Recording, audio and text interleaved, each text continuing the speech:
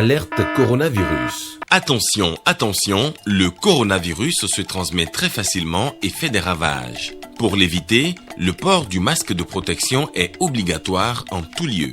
Dans l'administration publique ou privée, dans les réunions, les rencontres, dans les marchés, les magasins, les boutiques et lors des déplacements, le port du masque est obligatoire. Même dans les lieux privés, dès lors que l'on n'est pas seul, le masque doit être le fidèle compagnon. Mais attention, le port de masque de protection ne dispense nullement d'appliquer les autres mesures de prévention, notamment le lavage des mains à l'eau et au savon et l'observance de la distance de sécurité sanitaire d'au moins 1 mètre entre personnes. Enfin, s'abstenir de porter des gants en vue du lavage régulier des mains à l'eau et au savon ou de l'application de gel hydroalcoolique. Pour tout savoir sur l'épidémie du coronavirus au Bénin, rendez-vous sur le site web www.gouv.bj/coronavirus. Ceci est un message du gouvernement de la République du Bénin. Élection présidentielle au Bénin, les commissaires et les directeurs départementaux de la police républicaine se forment. Ils passent en revue les notions essentielles liées à la sécurité publique et au maintien de l'ordre. Le groupe de réflexion et d'action pour le développement œuvre pour la promotion des idées et des valeurs au Bénin, une façon pour ce mouvement de contribuer autrement au débat politique national. Les détails dans ce journal. À Gogounou, la réhabilitation du barrage de Bandarou est en cours. Des travaux rendus possibles grâce au projet d'appui à la production vivrière et de renforcement de la résilience. Une délégation du ministère de l'Agriculture était sur place pour le constat de l'évolution des travaux. Bonsoir à tous et bienvenue au journal. Dans le cadre de l'élection présidentielle du 11 avril 2021, les commissaires et les directeurs départementaux de la police républicaine reçoivent une formation. Ils revisitent les notions essentielles de sécurité publique et de maintien de l'ordre. La police républicaine est soutenue dans cette initiative de renforcement de capacité par la Fondation Konrad Adenauer, Ghislain Boguet et Benjamin Denayan. Une salle remplie de barrettes dorées et argentées pour parler sécurité et élection. Le 11 avril prochain, les Béninois seront aux urnes pour élire leur président de la République. Pour une élection effective, apaisée et sans violence, les policiers républicains renforcent leurs capacités en matière de sécurité publique, de maintien de l'ordre et de la législation liée aux élections au Bénin. Ce cadre de formation vient à point nommé dans la mesure où la bonne sécurisation d'une élection est un vecteur de prévention de la violence électorale et de consolidation des acquis démocratiques. En effet, depuis sa transition vers l'état de droit dans les années 90 et l'organisation d'élections pluralistes et pacifiques, le Bénin a toujours été considéré comme un modèle de démocratie en Afrique. Cette image de marque de la nation béninoise doit être préservée. Un pays sans police peut donner l'image d'un navire sans boussole ni gouvernail. La chose est encore plus vraie en période électorale, période où les passions peuvent se déchaîner et où les divergences peuvent s'exacerber. La police républicaine a un rôle important à jouer dans la vie des Béninois en ce temps. Nous avons aujourd'hui un défi commun à relever, celui d'organiser une élection présidentielle juste, transparente et apaisée, avec les moyens, expériences et compétences dont nous disposons. Relever ce défi nous permettra, sans nul doute, de créer de l'espoir et d'ouvrir de nouveaux horizons prometteurs à notre pays. Cette session de renforcement de capacité permettra aux hommes et aux femmes en bleu de revisiter les connaissances et d'être prêts quand le pays aura besoin d'eux. Cette formation consistera à faire un rappel à nos collègues. Elle est organisée à l'intention des directeurs départementaux de la républicaine, des commissaires centraux et certains commissaires qui sont ciblés. Cette élection vient après une réforme du système partisan, alors on va leur rappeler le cadre. Elle s'organise dans les mêmes conditions que les autres élections. On leur rappelle le contexte et ce qui devra être désormais leur rôle, le professionnalisme, il faut qu'on leur rappelle ça. Le policier républicain par cette formation se rappelle sa responsabilité et son rôle dans le processus de renforcement de la démocratie et de la cohésion nationale. Ils veulent contribuer autrement au débat politique national par la promotion des idées et des valeurs. Le GRAD, groupe de réflexion et d'action pour le développement, s'est officiellement présenté à la communauté au cours d'une séance de causerie-débat autour des questions liées à la présidentielle. Herman Rodrigue Amégan, Louis Kouloubo. Dans l'ombre des décideurs, des apprentis lobbyistes. Ils se veulent être un laboratoire d'idées, une sorte de think tank, un genre de fabrique de gens vertueux. GRAD, groupe de réflexion et d'action pour le développement, un concept novateur, vu de l'intérieur. Le groupe de réflexion et d'action pour le développement est un concept jamais imaginé au Bénin. En fait, il a germé depuis 8 mois, avec l'ambition originale de contribuer autrement au processus de développement. 24 au départ, ils sont aujourd'hui 480 à suivre le mouvement. Pour leur sortie inaugurale, une thématique d'intérêt national soumise à réflexion de personnalités triées sur le volet. Nous nous sommes réunis cet après-midi autour de GRAD Bénin pour un regard croisé sur la citoyenneté et le vote et examiner les enjeux pour la présidentielle d'avril 2021. Nous nous sommes rendus compte que depuis l'historique conférence des forces vives de la nation, il y a des crises répétées dans la mise en œuvre des actions politiques dans notre pays. Le peuple écoute parfois et souvent les mots d'ordre de boycott. Un bouillon d'échanges où politique, société, économie, culture et même sport sont parcourus par les panélistes. Un remue-ménage intellectuel de près de 3 heures, assorti de propositions. Nous félicitons toutes les institutions de la République impliquées dans l'organisation de la présidentielle du 11 avril 2021. Nous les encourageons à continuer à jouer leur partition dans le cadre de nos lois et règlements. Le GRAD invite les candidats à la présidentielle à rester attachés aux valeurs républicaines. Le GRAD les invite à adopter des comportements et tenir des propos de paix, seul gage du développement.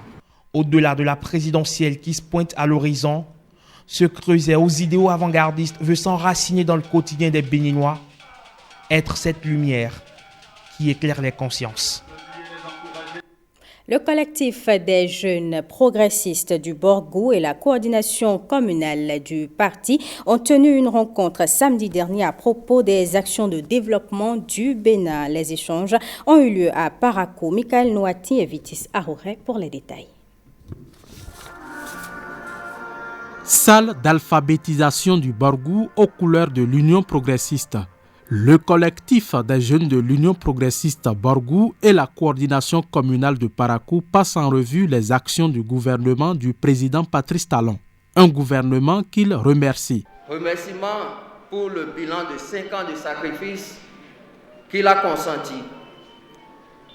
Il s'est investi corps et âme, sachant que les actions qu'il devait poser pendant ces 5 années seraient des actions qui le rendrait impopulaire. Mais il a osé. Et nous le savons tous, son audace était nécessaire. Il a fait le meilleur diagnostic en effet de la situation du patient bénin, secteur par secteur, couche sociale par couche sociale. Femmes du Borgou, femmes de Parakou, nous voilà honorés. Nous voici placés sous les projecteurs de l'histoire. Devant notre responsabilité, c'est le moment pour nous de révéler au monde, le Bénin, notre capacité à relever tous les défis. La démocratie dans notre pays a évolué au point où il fallait avoir de l'argent pour espérer gouverner. Aujourd'hui, le président Patrice Talon, malgré sa fortune à son arrivée au pouvoir, vient de nous montrer qu'on n'a pas besoin d'avoir de l'argent pour espérer diriger un pays. Au cours de cette rencontre, le collectif des jeunes militants de l'UP dans le Borgou s'est engagé à sensibiliser les cœurs encore sceptiques sur la détermination du gouvernement à révéler davantage le Bénin. Présidentielle 2021, une séance de prière pour la paix au Bénin a été organisée à Parakou. Plusieurs autorités politiques et administratives y ont pris part. On retrouve Michael Nouati et Viti Sarouré. Prière musulmane au champ de foire de Parakou. Fidèles et autorités politico-administratives prient pour la paix en vue d'un processus électoral sans heurts. Dieu le Tout-Puissant, nous voici tes créatures, dont tu as créé. Nous voici, chacun de nous a les La prière, c'est l'âme absolue. Il n'y a rien qui dépasse la prière. Nous sommes en train de nous préparer à aller aux élections. Et nous devons nous outiller. Pour moi, l'un des outils principaux de cette élection, c'est la prière que vous venez d'organiser. Elle fait de grandes choses. Elle ouvre de grandes voies.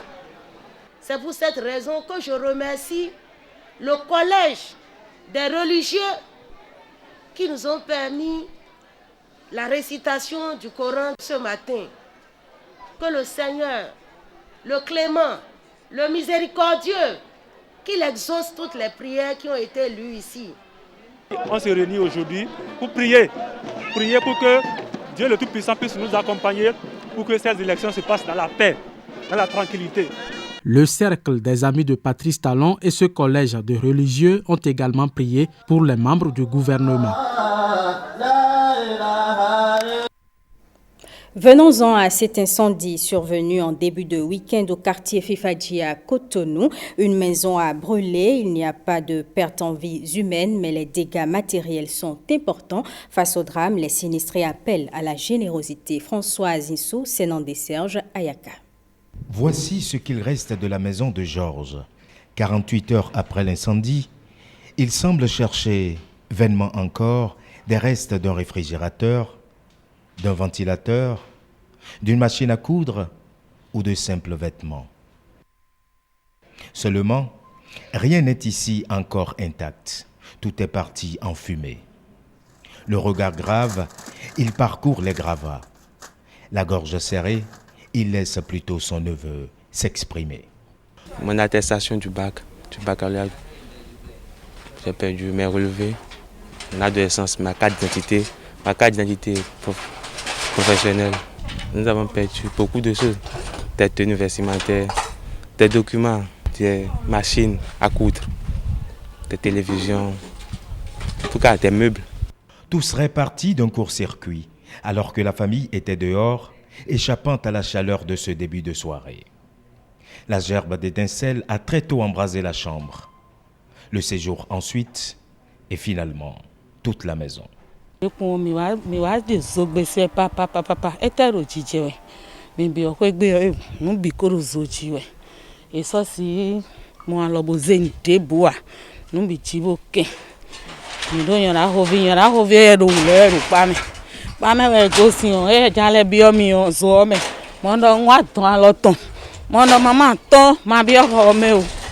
La célérité des sapeurs-pompiers a aidé à circonscrire le feu et préserver le voisinage. Depuis ce week-end, c'est ici que dorment les enfants, sous ce parasol emprunté. Les adultes, eux, se débrouillent à qui mieux. Ils en appellent à la solidarité. Nous invitons les autorités et les personnes de bonne foi qui peuvent nous aider à résoudre tous ces problèmes. S'ils ont des aides à nous porter, qu'ils nous aident. Encore un drame du feu. Aucune perte en vies humaines, mais les dégâts matériels sont importants. Et la crainte de Georges aujourd'hui, c'est la saison des pluies, avec ces précipitations qui surprennent un peu trop souvent.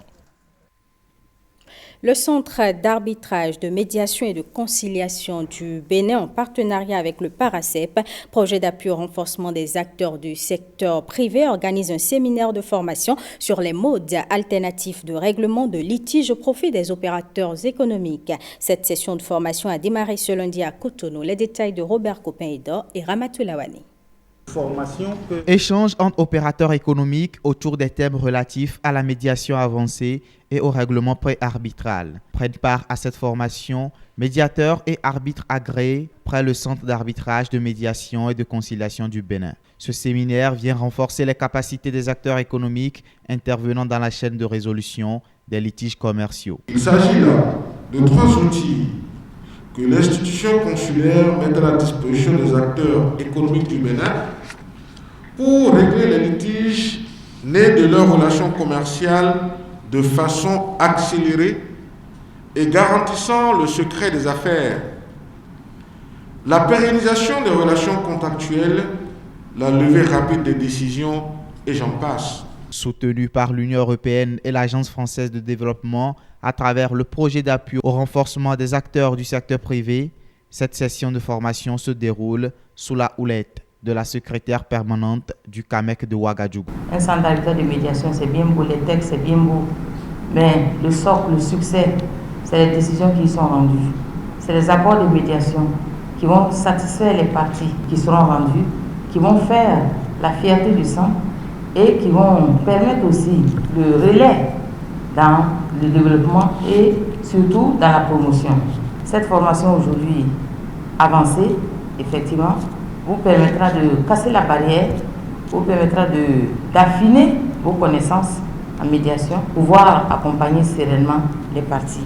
Au terme des 3 jours de travaux, les médiateurs et arbitres du CAMEC entendent parvenir à produire les accords de médiation des sentences arbitrales. Sachez, mesdames et messieurs, que le projet d'appui à la production vivrière et de renforcement de la résilience dans les départements de l'Alibori, du Borgou et des Collines œuvre pour le développement des communes.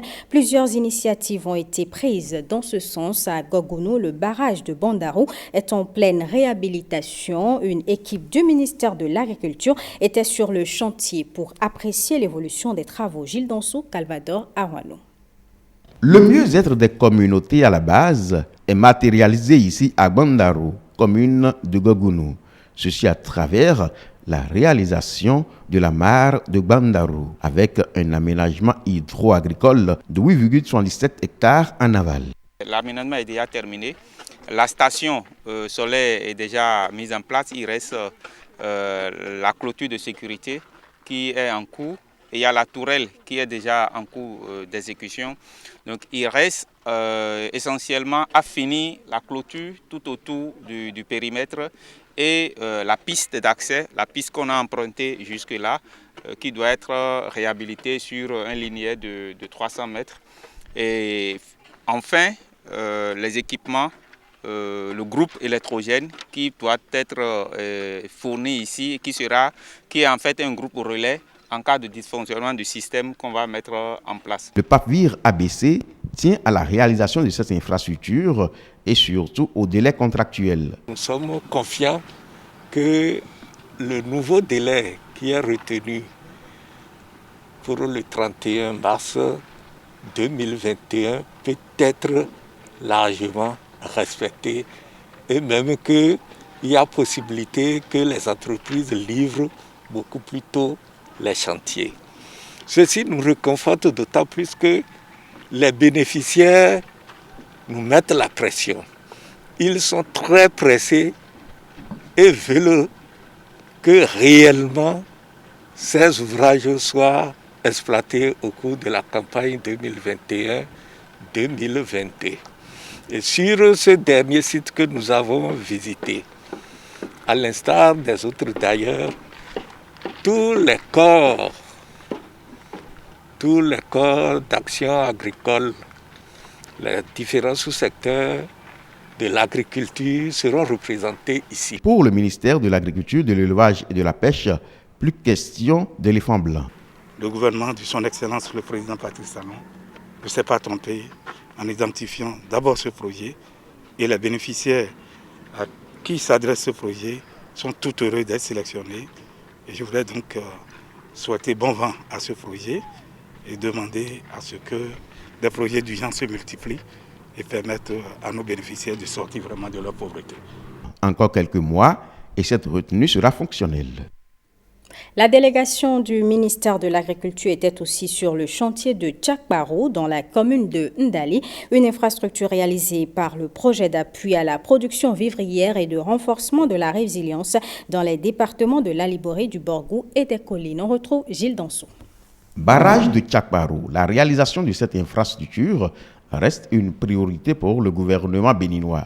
Le PAFVIR ABC accorde une importance capitale à sa réalisation. Un vaste projet dont la concrétisation va impacter à coup sûr les bénéficiaires. Nous sommes dans la commune de Ndali. Ce barrage s'étend à perte de vue, avec des caractéristiques bien spécifiques. Il est prévu sur ce site de faire la réhabilitation de la digue de 326 mètres linéaires.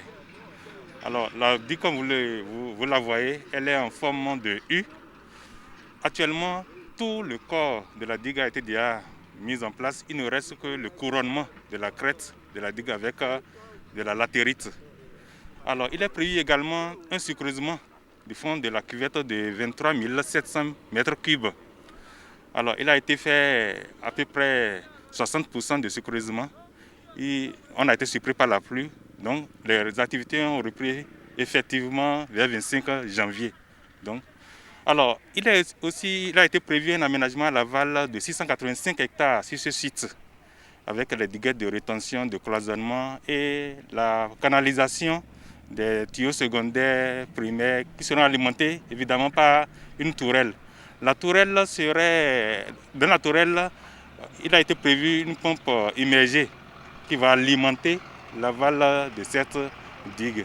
Le délai contractuel pour sa réalisation est dépassé. Pour le PAFVIR ABC, la construction de cette infrastructure est attendue par les bénéficiaires, vu son importance dans la lutte contre la pauvreté à travers l'amélioration de la sécurité alimentaire et nutritionnelle. Il faut donc y aller vite et bien. Nous avons constaté que ces activités ont piétiné, accusé du retard parce que le délai contractuel est déjà dépassé. Et puisque nous ne voulons pas avoir des éléphants blancs, en tenant compte des difficultés rencontrées sur le terrain, en tenant compte également de ce que les pluies ont empêché à un moment donné l'évolution des travaux, 2 résolutions ont été prises. La première, c'est l'application systématique des pénalités prévues au contrat. La deuxième, c'est que nous avons convenu d'une prorogation de 3 mois au niveau des entreprises pour qu'elles puissent achever les travaux. Parce que l'objectif, c'est de pouvoir mettre en valeur ces réalisations par les bénéficiaires au cours de la campagne 2021-2022, obligatoirement. Le suivi régulier du chantier est donc nécessaire.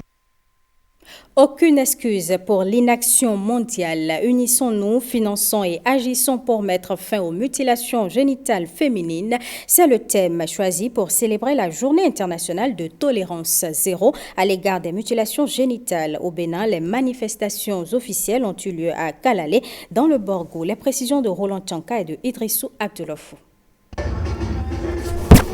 19 ans que le monde crie haro sur les mutilations génitales féminines. 19 ans que l'excision, tel un monstre marin, se joue de ses détracteurs. Kalalé, foyer de résistance du phénomène, même avec ses 5 cas enregistrés en 2020, n'est pas fier d'elle. Et celui qui est son chef en appelle à la responsabilité parentale.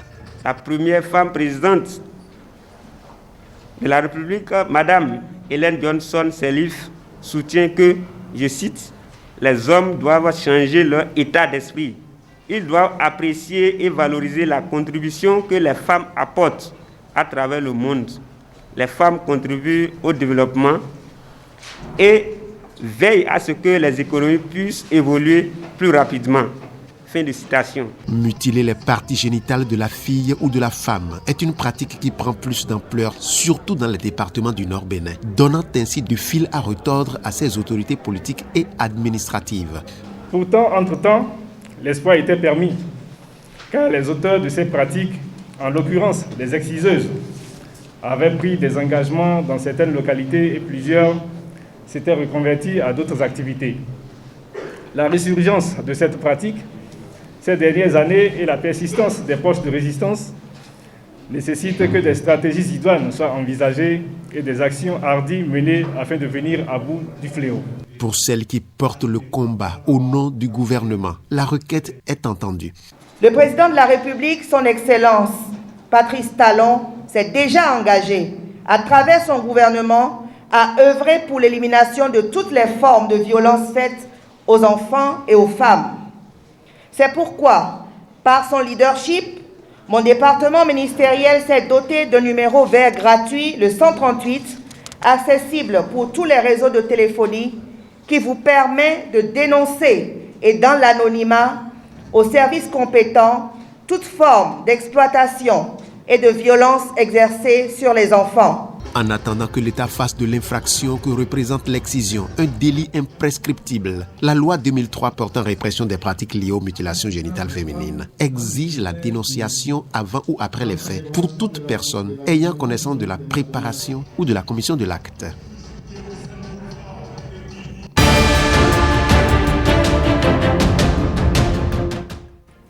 L'actualité internationale nous conduit ce soir au Nigeria, au Cameroun et à Rome. C'est une compilation de précieuses Akwerono. Dans la principale ville du nord-est du Nigeria, Maiduguri, les habitants sont sans électricité depuis une semaine. Pour cause, l'attaque d'une ligne à haute tension par des djihadistes. Une situation qui vient encore compliquer la vie des habitants, déjà éprouvée par 10 ans de conflit. Depuis cette date, un soudeur raconte qu'il ne peut plus travailler. Cela fait une semaine que la ville est privée d'électricité. J'ai dû me résoudre à travailler comme ouvrier dans la construction, mais ça ne suffit pas à nourrir ma famille, explique ce père de 3 enfants. Habituellement, son atelier de soudure lui rapporte 3 000 francs CFA par jour. Mais depuis la coupure, il gagne à peine 2 000 francs et il utilise une partie de ce maigre revenu pour acheter des médicaments afin de calmer les douleurs provoquées par son nouveau travail. Cette coupure d'électricité a également entraîné une pénurie d'eau dans la ville.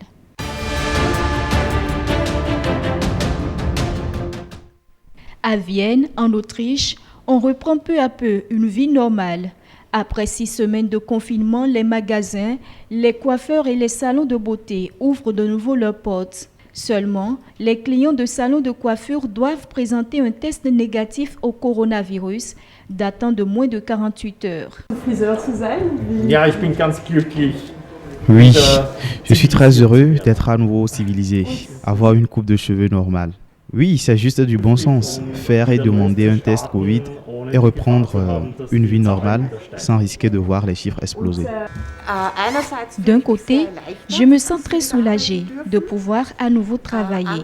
Mais de l'autre, il y a bien sûr de gros obstacles que représentent les tests Covid obligatoires. Ce lundi, le pape François s'est exprimé sur la situation en Birmanie. Le pape espère la libération rapide des responsables politiques arrêtés après le coup d'État militaire du 1er février dernier. Ces jours-ci, mes pensées vont de façon particulière au peuple de Birmanie, auquel j'exprime mon affection et ma proximité, a déclaré le pape lors de ses vœux au corps diplomatique accrédité auprès du Saint-Siège.